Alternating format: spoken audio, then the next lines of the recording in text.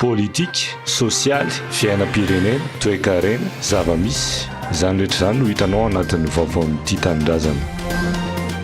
Ndao andeha raha te ho anakarenina reo mbola averiko eny raha te anakarenina reo dia mandraraha fandrarana eny mampanakarena ary izay mampatonga ana misotona malagasy androany. Lalatokana ahafahana manarina ny toe-karena amin'ny Madagasikara izay tena mitotongana ny fampiroboroboana ny fanondranana vokatra makany ivelany hoy ny Rady Rafalimanana, filohan'ny ONG ny fanany maha-olona. Io mitotongana vola io raha ny solution tokana dia l'exportation. Ny exportation zany rehefa atao dia raha misy vola maro miditra amintsika mahatonga antsika ohatran'ny hoe mitotongana le firenena amin'le resaka fita l'économie ilay toe-karena satria ny toe-karentsika navadiky ny olona toe-karena manao importation. Mila ny tanora andrevy hitantana sy handrindra orinasa isika ankehitriny hoy ity filohan'ny ONG fanany maha-olona ity. Antony nanoana ny tanora malagasy amin'ny alalan'ny tetikasa Coopérative Agro Business Madagascar sy ny SAPESCOR. Fa zay le système hitondrantsika azy dia zay ny etsoina eny avaram-pianarana ny hitetezako andreo université rehetrarehetra reo hoe aza manaiky mpiasan'olona fotsiny manomboka androany. Mila ny tanora andrevy hitantana société, higérer société. Ho an'ny tetikasa Coopérative Agro Business Madagascar manokana dia mpandraharaha manodidina ny 5 alina manerana amin'ny Madagasikara ankehitriny no maniry ny ahazotoana ara-bola sy fahafahana manondrana vokatra makany Dubai amin'ny alalan'ny tetikasa. Itsika tsy hitady fahavalo. Za tsy hanao fahavalo satria efa be da be manao exportation, be da be manao efa manao an'ireo business mpijirika sy rehetrarehetra. Aloha izao amin'izao tsika miteny zao eo total zany zao manoratra anarana era Madagasikara. Ty tsy hoe mijanona eto fotsiny manoratra anarana zany aho efa misy 50 000 ao amin'ny database-na eo. Tsy moramora manarina zavatra fa io aloha ny zavatra azontsika atao anondrantsika.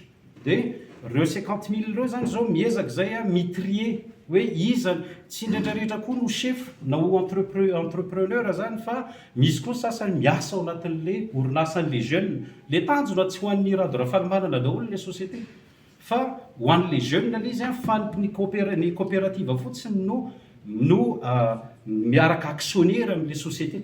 Ny zavatra anankiray ataonay zany ao anatin'io dia isy formation anatin'io centre io dia ao anatin'io centre io daholo miformena ny tanora hoe inona mety inona tsy mety. Tonga eto tanindrazana ankehitriny ny filohan'ity ONG ny fanahy maha-olona ity miroso amin'ny fanatanterahana ny tetikasa ka ho an'ny anio dia nisy ny fiaonany tamin'ireo mpandraharaha misehatra amin'ny BTP tanjona hoy ny mpikarakara ny apiroborobo ny fiarahan'ny tanora malagasy sy mba hisian'ny vola vahiny ho azon'ny tanora malagasy. Ny sakafo naondrantsika ary tsy ny sakafo rehetrarehetra koa naondrantsika fa misy zany natokana hoanina malagasy dia misy natokana aondrana. Raha ny tamin'ny Madagasikara mademoiselle dia tsy laninao mbola misy 10 millions d'hectares disponible anaovana fambolena eto amin'ity firenena ity fa tsika fotsiny misy mamosavy. Azonao misy mamosavy tsika mody tapena daholo maso tsy m'existe zany. 2 tonnes farany ambany zany 2 tonnes hectare. Raha manao ianao 1000 hectares dia 2000 tonnes zany ny azonao. A 2000 tonnes fois ohatrinona vidin'ny katsaka dia teneniko anareo fa saison anankiray nareo milliardaire. Ny tanjona dia mba hisian'le vola vahiny ho azon'le tanora malagasy. Vokatra rehetrarehetra izay ataon'ny malagasy ka mety amin'le tantsaha malagasy dia ho atao satria maninona n'izay. Satria araka ny teneniko teo izy misy coopérative zany any Dubai miara-miasa aminay.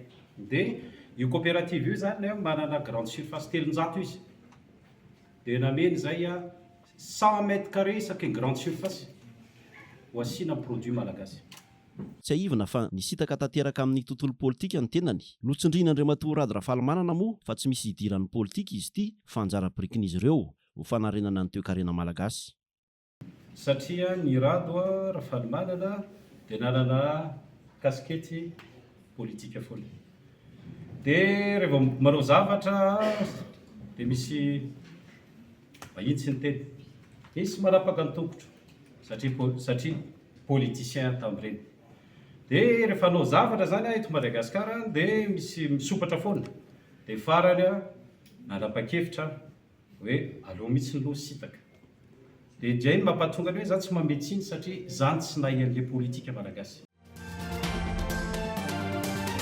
sur le plan international dia hitatsika fa en crise ary ao andalam-piovana somary brutal le zao tontolo zao mankany amin'ny multipolaire satria dia en crise zareo amin'izao fotoana zao any ivelany any satria nanantena ny anao fahirana androsianina kanjo mivadika any amin'ny ray lasa miakatra ny vidina solika any aminy dia mba hanaremany any toekareny zay en récession économique amin'izao fotoana zao dia terena le firenena madinika ny anao vérité de prix dia izy mampakatra ny vidin'ny solika any aminy dia tsy maintsy ampakarina manaraka an'iny ny solika aty amintsika. Efa tokony hiditra anaty BRICS na ilay fikambanam-be misy an'i Brésil, Rosia, Chine ary Afrika Atsimo isika manoloan'izao olana ara-toe-karena eto amin'ny firenena izao. Hoy ny atoko politika teza. Zareo banky ireo no manamboatra ny taux de change eo arak'izay mampiaty azy. Ireo banky ireo nefa banky frantsay ny ankamaroany banky ivelany ny ankamaroany dia amboary le taux de change mba hitotongana ny vola gasy dia lasa vidina lafo amin'izay fotoana izay reo ataontsika hoe vola devise vérité de prix zany resaka fotsiny zany fa ny tena marina ny orinasa eto amintsika mikasika ny solika andry zareo daholo any karana indo-pakistanais sy any frantsay ka tsy afabely amin'io tsika amin'ny système occidental io raha tsy potona io mihitsy ny miova satria iany rajoelany hoe mampatsiary azy adino hoe fa fitaovan'ny frantsay olon'ny frantsay hiaro ny tombontsoa frantsay no hitazoman'ny frantsay azy eo. Tsy amelany mitandrefan'izany isika hoy ny filohan'ity atoko ity Jean-Louis Rakotombo izay ho ihany ny teza no antony ilana fandraisana fanapahan-kevitra dian'izao. Dia ny raty amin'ny opposition tosotry ny européenne zay frantsay no ambadika sy ny amerikanina hoe midira ao anatin'ny fifidianana isan-karazany mba ho haingo-tsehatra ara-demokratika ilazana fa mandeha ny demokrasia eto Madagasikara nefa ny tena marina eto dia fitondrana miaro ny tombontsoa frantsay ary manao didijadona izy amin'izany.